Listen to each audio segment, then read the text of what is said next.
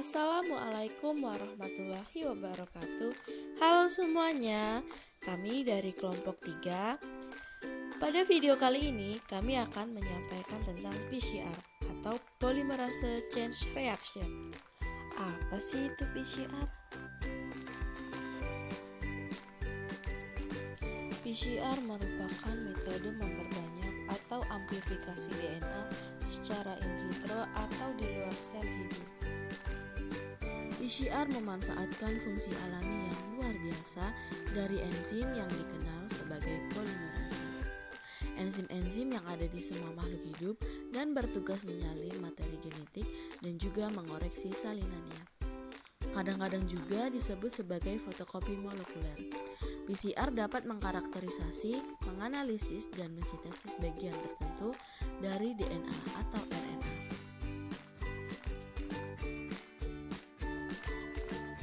Prinsip utama PCR. Prinsip utama PCR yaitu sama seperti replikasi DNA dalam sel, tetapi pada teknik PCR ini DNA digandakan atau diamplifikasi di luar sel hidup, dilakukan dalam waktu yang singkat dan menggunakan bahan sintetik serta dapat memodifikasi suhu di dalamnya. Jadi melalui PCR ini dapat dihasilkan jutaan kopi DNA target yang selanjutnya dapat digunakan sesuai dengan tujuannya. Sebelum kita mengetahui bagaimana cara PCR, bagaimana proses PCR, sebaiknya kita mengetahui alat dan bahan yang digunakan pada proses PCR. Alat yang digunakan untuk proses PCR yaitu termosikler. Alat ini merupakan alat yang suhunya dapat diatur dan perubahan suhunya dapat dilakukan dengan cepat. Selanjutnya yaitu bahan yang digunakan untuk proses PCR. Yang pertama yaitu DNA target. DNA target merupakan untai DNA yang berfungsi sebagai template DNA atau cetakan. Jadi, untai DNA inilah yang akan diperbanyak melalui PCR.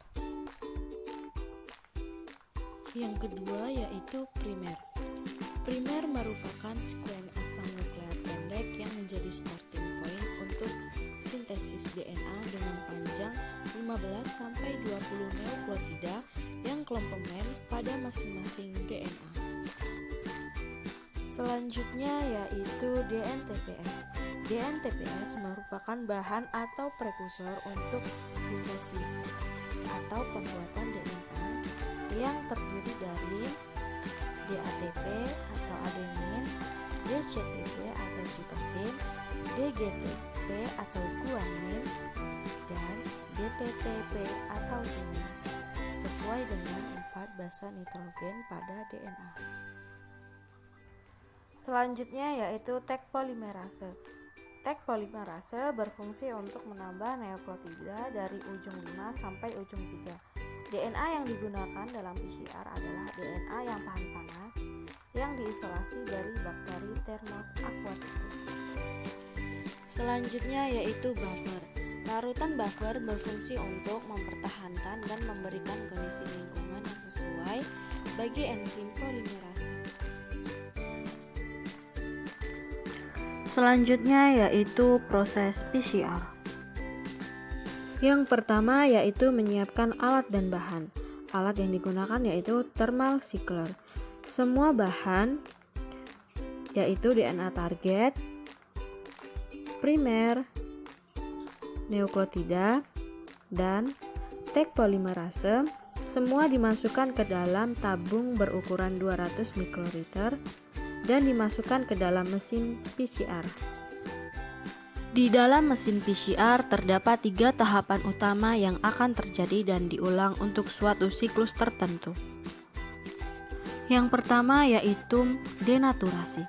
Denaturasi merupakan pemisahan 2 untai DNA menjadi untai tunggal dengan suhu 95 derajat Celcius. Suhu tinggi tersebut akan menyebabkan rusaknya ikatan hidrogen penghubung antara basa nitrogen DNA. Denaturasi ini akan menghubungkan dua buah DNA tunggal yang akan berfungsi sebagai template produksi DNA baru dan memerlukan waktu 30-60 detik. Selanjutnya yaitu proses annealing. Proses ini merupakan proses penempelan primer, yaitu primer forward dan primer reverse. Primer melekat pada lokasi yang spesifik, yaitu pada untai tunggal DNA dengan membentuk ikatan hidrogen atau penghubung antara basa nitrogen DNA.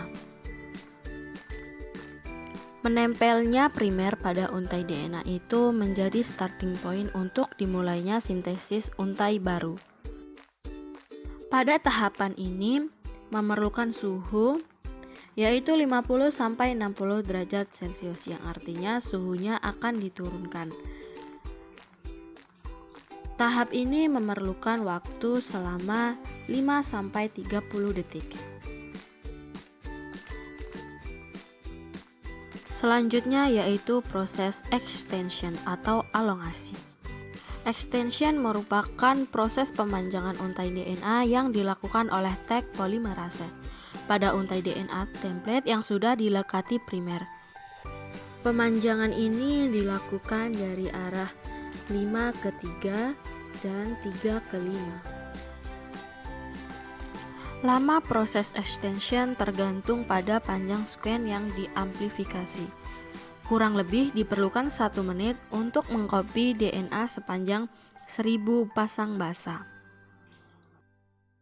Pada proses ini, suhu akan diturunkan menjadi 72 derajat Celcius.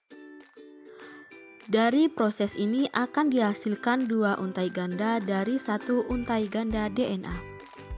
Jadi, melalui satu siklus akan menghasilkan 2 untai ganda DNA. Melalui proses yang sama, pada siklus kedua akan menghasilkan 4 untai ganda DNA. Yang nanti jumlah untai DNA akan dihasilkan 2/n. Biasanya pada PCR terjadi 25-35 siklus, tergantung dengan kebutuhan.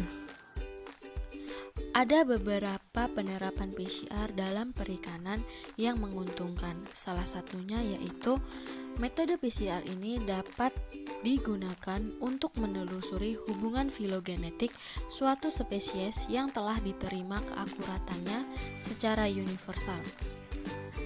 Adalah melihat kemiripan DNA mitokondrina. Dengan adanya PCR ini diharapkan dapat mensintesis atau melihat kemiripan DNA dari biota laut yang langka atau jarang ditemukan dengan biologis tertentu sehingga bisa dikembangkan untuk masa depan nantinya. Selain itu, PCR juga dapat digunakan untuk memeriksa penyakit ikan, utamanya yang disebabkan oleh virus untuk setiap jenis penyakit viral ikan. Metode PCR ini juga dapat digunakan untuk mengidentifikasi penyakit lain yang bukan disebabkan oleh virus, misalnya bakteri, jamur, dan parasit. Itulah video mengenai PCR yang dapat kelompok kami sampaikan. Saya sebagai perwakilan kelompok mengucapkan terima kasih. Saya akhiri, wassalamualaikum warahmatullahi wabarakatuh.